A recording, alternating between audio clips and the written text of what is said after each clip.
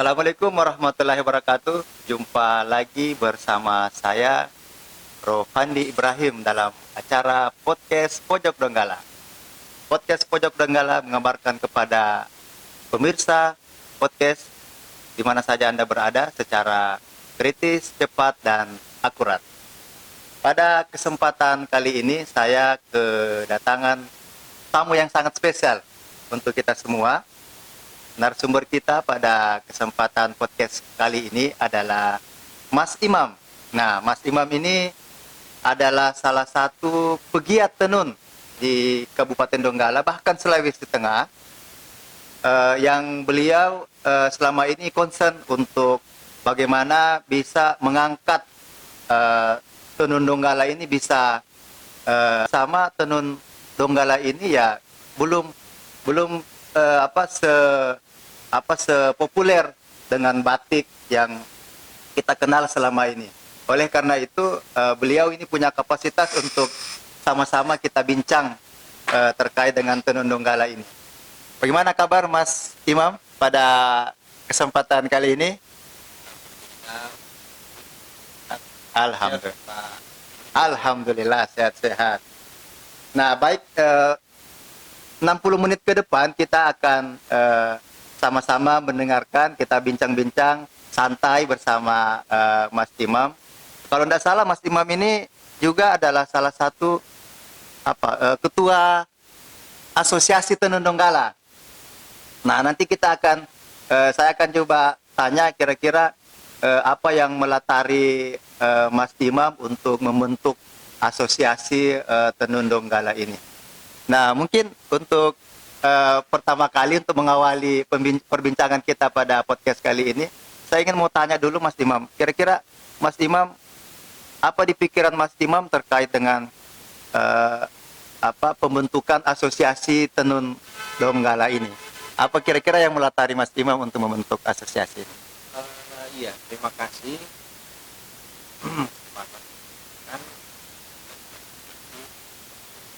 kan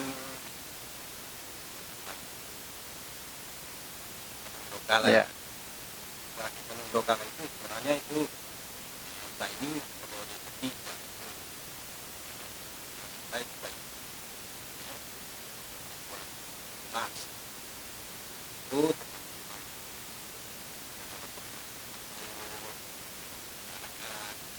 kan itu kami sepakat kan bahwa di karena itu belum ada yang membawa aspirasi dari pengrajin tenun. Jadi tenun ini belum ada yang ada, karena sampai dengan kan ada semua itu bahkan becak juga ada, lembaganya. Cuma kenapa kita tenun yang spesifik?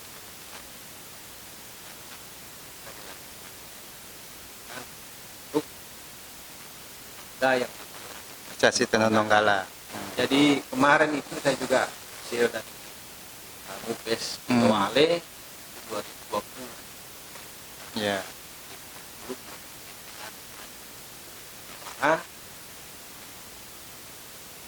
Nah, saya ditunjuk jadi periode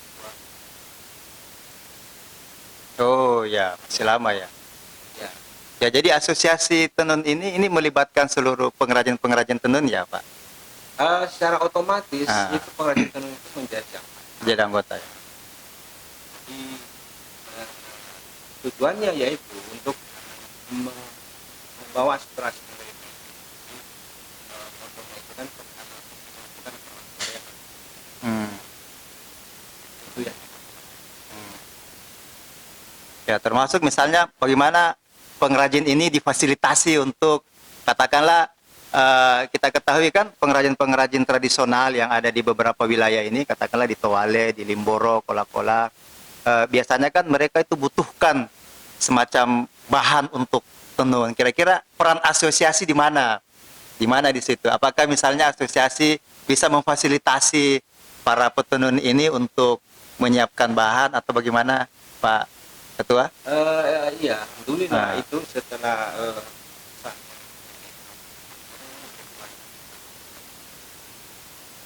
saya ambil konsep kami itu pengembangan itu satu wilayah. Hmm. Tidak lagi berdasarkan itu ke kelompok pengembangan wilayah. Hmm. Jadi kita tujuannya jadi untuk mengangkat desa yang mayoritas tenun itu wajah tenun itu kita angkat kepada apa secara Nasional, ya. supaya lebih pembinaannya juga Iya, lebih fokus benar. lebih fokus dalam satu wilayah dan rencananya akan menjadi percontohan Hmm. desa-desa yang ada pengrajin tenun. Hmm. Jadi tolak ukurnya ada, Iya, keberhasilannya ada. Kita udah betul. program. Hmm. Alhamdulillah sudah kita laksanakan setelah 2020 fasilitasi Iya. itu tetap konsep ya kita inginkan untuk ini pertama-tama kita lihat itu desa Tuali. Hmm. Ada BUMN untuk membantu fasilitas untuk Pengembangan. seperti papan identitas dan lebih. Alhamdulillah sekarang karena kemarin 2020 itu sebenarnya sih banyak kegiatan cuman adanya COVID itu, ya. jadi agak merem-rem ini. Benar. Alhamdulillah ini kita akan kembali kan. Kita sekarang ini lagi getol untuk menyoroti mengamati evaluasi itu bantuan-bantuan yang pemanfaatan daripada bantuan sendiri. Nah, itu tadi Pak Pani bilang, ya kita selain itu kita akan dekatkan ini. Kita akan dekatkan dan apa saja yang menjadi kebutuhan pengrajin di wilayah itu yang kita kembangkan akan kita penuhi. Ya seperti bahan-bahan pokok, tenun, dan bahan-bahan penolong dan pemasarannya kita upayakan semua dan ini kita sudah mulai bekerja sama dengan desa untuk bagaimana caranya supaya apa yang diberikan kemarin itu menjadi maksimal. Maksimal. Jadi itu kita dekatkan ya teknologi tepat guna yang pengrajin bisa nanti menginovasi dia punya produk itu selain kita dekatkan. Yang selama ini mereka terpaku kepada membeli bahan ke Palu ya atau ada ke daerah lain sekarang ada di desa mereka jadi lebih kita dekatkan begitu. Itu juga hasil-hasil pelatihan pencelupan misalnya atau pencelupan yang tidak luntur ya. Kita dekatkan semua itu bahkan kita buat eceran di sana per ons bisa beli tidak 1 kilo kan 1 kilo mahal mereka kan ini kan tenun tradisional ini kan kalau Donggala itu kita bahas tenun tradisional gedokan namanya. Wah, bahasa itu daerahnya Tesubi. Ya. Jadi itu yang kita kembangkan. Jadi bahan-bahan dasarnya ini memang sudah ada ya? Iya. Misalnya di Palu itu ada tersedia, tinggal ada. Ya, tapi maunya inginkan kita supaya mereka lebih ekonomis, maksudnya mengurangi ongkos produksi, transport misalnya keluar daerah. Itu kan bisa diirit kalau ada disediakan di desa itu sendiri. Kita dekatkan semua benar. Kebutuhannya itu kita dekatkan semua. Jadi kita mengambil program-program yang realitas saja, yang realistis. Iya, yang berkenaan apa sebenarnya kebutuhan. Makanya selalu kita ajak musyawarah di desa itu apa kendalanya apa lagi, kendalanya apa lagi. Sekarang kita optimalkan. Jadi ada teman-teman dari pengrajin dari desa lain, kami mohon maaf, bukannya kita tidak akan, nanti kita akan setelah ada kemandirian di desa ini, mandirian dan sampai ke masyarakat bagus, mendorong desa kita. Jadi yang kita inginkan Tenun Donggala ini dia bisa mandiri dan bisa menyiapkan produksinya, bisa menyiapkan sentra-sentra produksi, ya. Dan juga dia dan itu yang utama, kita terus mempromosikan bahwa pembeli itu, konsumen itu harus datang ke kita. Jadi kita tolong sama bantulah saya jadi sampai ke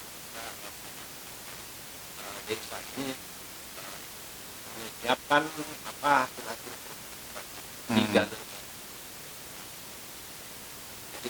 Jadi memang selama ini dari hasil perjalanannya Mas Imam datang ke sentra-sentra produksi tenun ini, kira-kira kendala mereka itu dalam hal misalnya mendapatkan bahan baku itu gimana itu, Mas?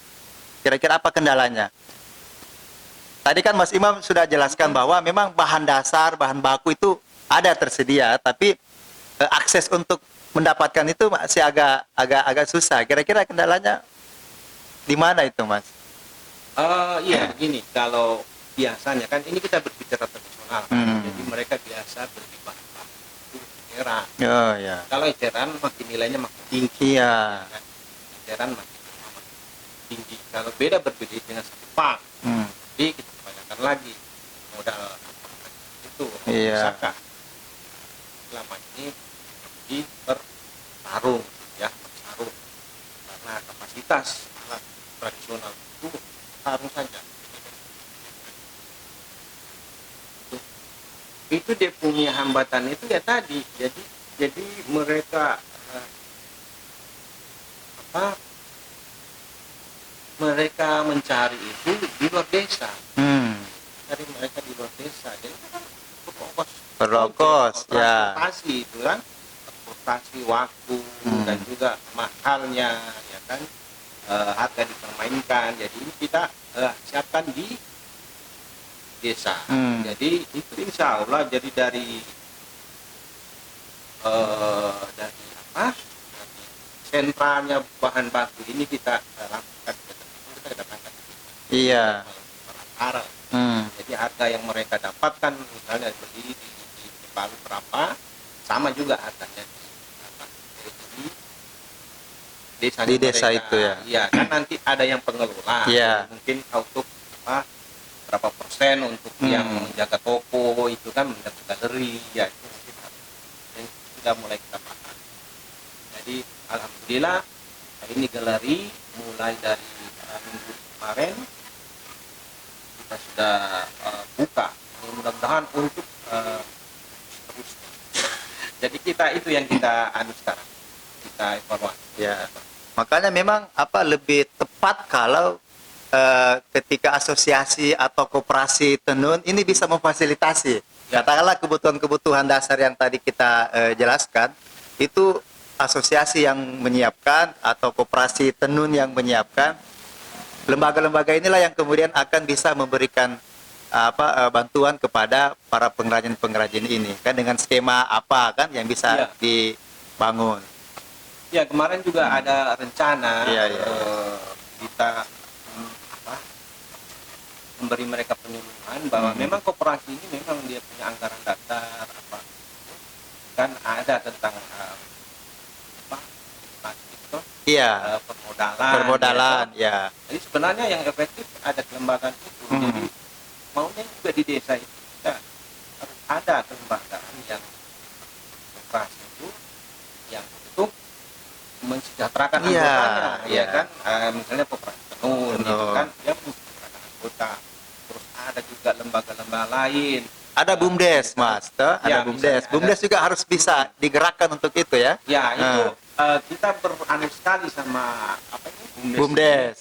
Ya, mudah-mudahan bisa memfasilitasi ya, membackup, betul. Ya, bisa juga, tapi itu mungkin kendalanya. Terus beda dengan koperasi ya. Kalau koperasi ada pihak luar yang bisa menambahkan modal tersebut. Iya. Kan tahun pembagian keuntungan. Tapi mungkin kalau BUMDes mana dia punya apa? Mungkin kan dia mengharapkan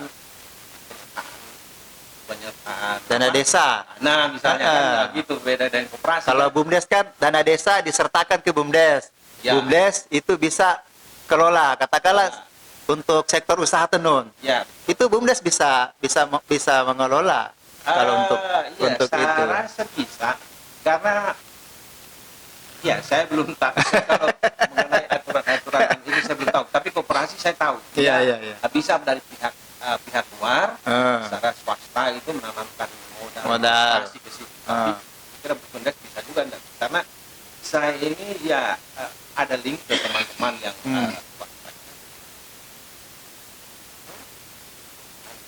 karena juga saya ada bersama lembaga itu tadi. Iya. Itu nanti kita mau bahas lagi bisa atau kita harapkan modal tadi Melalui koperasi. ya itu. Jadi di situ ada juga sanggar-sanggar seni, artinya anak-anak muda yang berbicara masalah tenun, mencarikan jalan mencarikan jalan usaha inang-inangnya Iya. tante-tantenya. Anak muda sana tidak juga disuruh menenun, Iya. carikan jalan, promosikan ide tenun.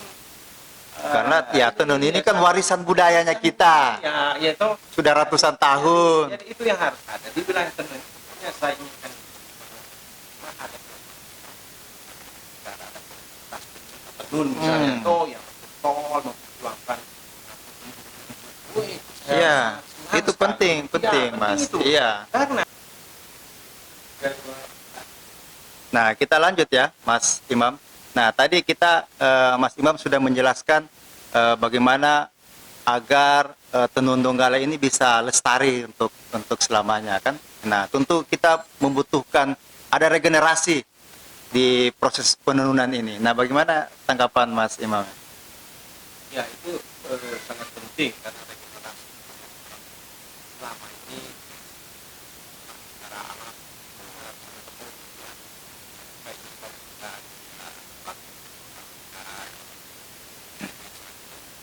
apa yang kapasitas wisata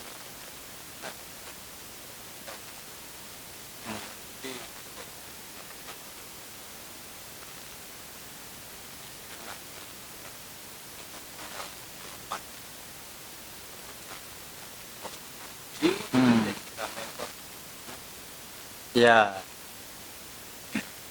mudah-mudahan dengan itu ada dua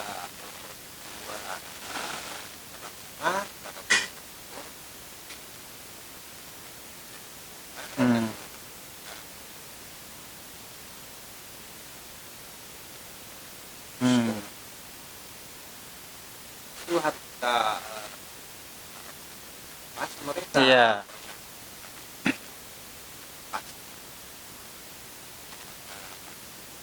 Apa itu?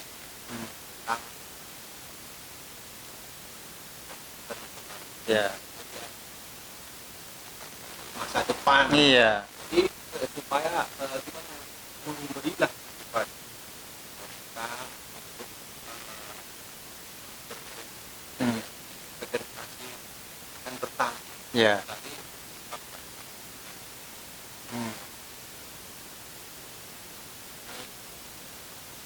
Ya, ya tentu peran-peran pemuda ini ya bagaimana mendorong anak-anak muda itu untuk bisa mencintai tenun. Kemudian kita ketahui tadi kan sudah kita jelaskan bahwa ternyata penenun-penenun tradisional ini ya didominasi oleh generasi tua. Nah, masih sangat kecil itu diminati oleh anak muda. Nah, kira-kira kiat-kiat apa yang harus dilakukan sebagai asosiasi untuk mendorong anak-anak muda ini untuk bisa mencintai tenun ini?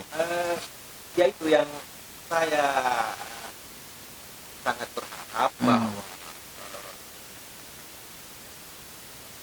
Iya.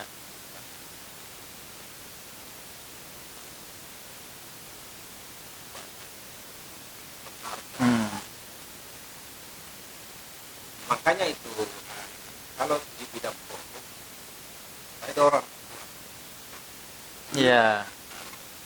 motif kan Iya. dalam pola sekarang udah Iya.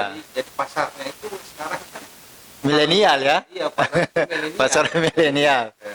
Eh,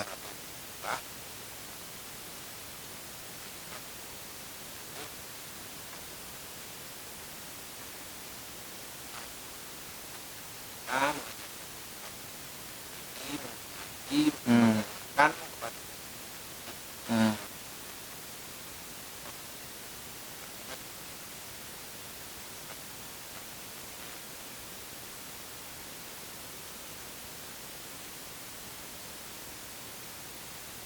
Anak muda.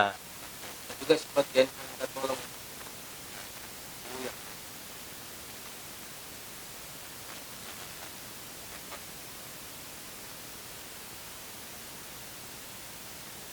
Ya.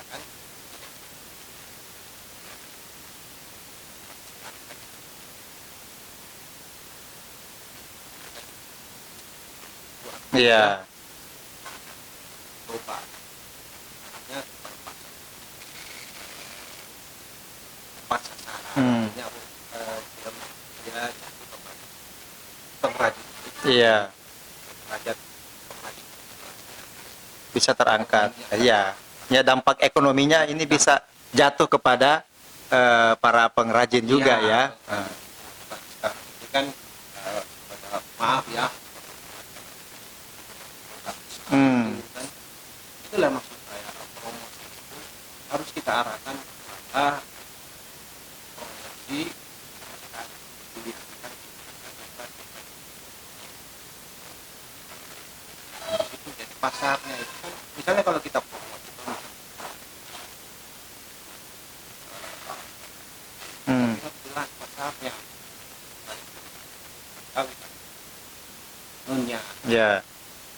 tadi jadi supaya tidak bias sekarang kan ini banyak artinya banyak orang yang kreatif kan Hmm. oh ada permintaan bertambah tapi niat kita untuk mensejahterakan pengrajin tadi ini kan akhirnya Hmm.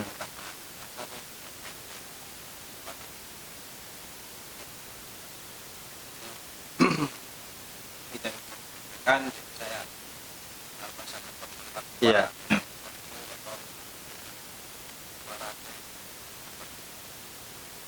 Hmm. kita di Donggala ini ada wilayah yang sentral jadi untuk pemerintah juga kita marilah kita fokus Hmm. kita fokus dalam titik nanti kalau berpikir ya kita kan daripada seberang kita kan ini semua desa kita penghasil Tenun. semua Ya. akan menjadi percontohan Hmm.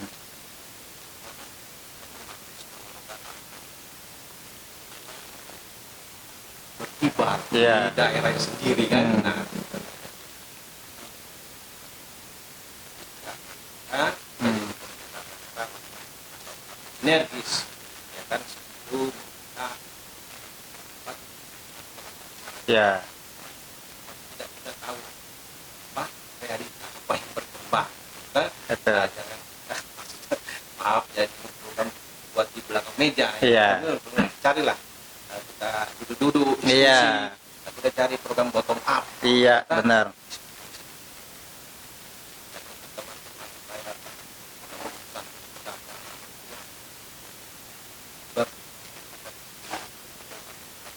Hmm.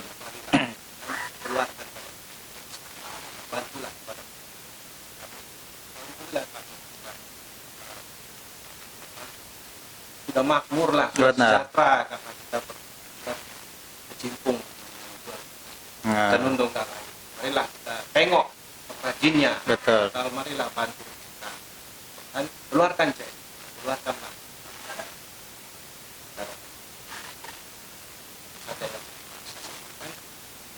Ya baik, saya kira kita untuk closing statement dari Mas Imam terkait dengan pembahasan kita pada kesempatan kali ini, saya persilakan kepada Mas Imam untuk sedikit memberikan closing statement. Ya,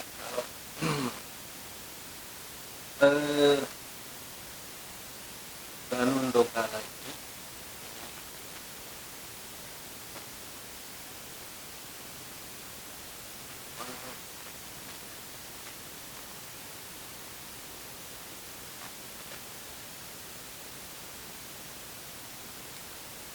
harus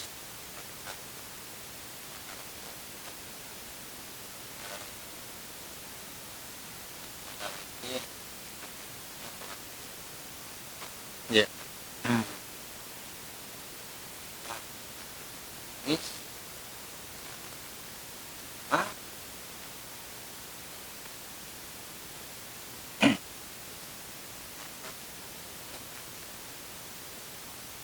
Hmm. is gotong royong untuk fokus wajah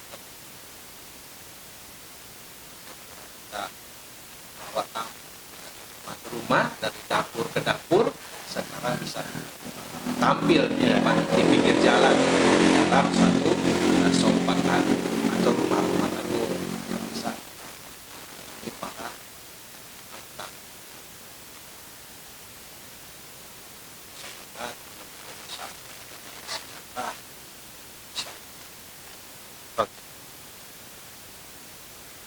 Baik, demikianlah podcast Pojok Donggala pada kesempatan kali ini bersama tamu saya, narasumber saya, Mas Imam. Terima kasih Mas Imam atas kehadirannya di podcast Pojok Donggala ini. Semoga Terima kasih. ya, semoga kedepannya kita bisa lagi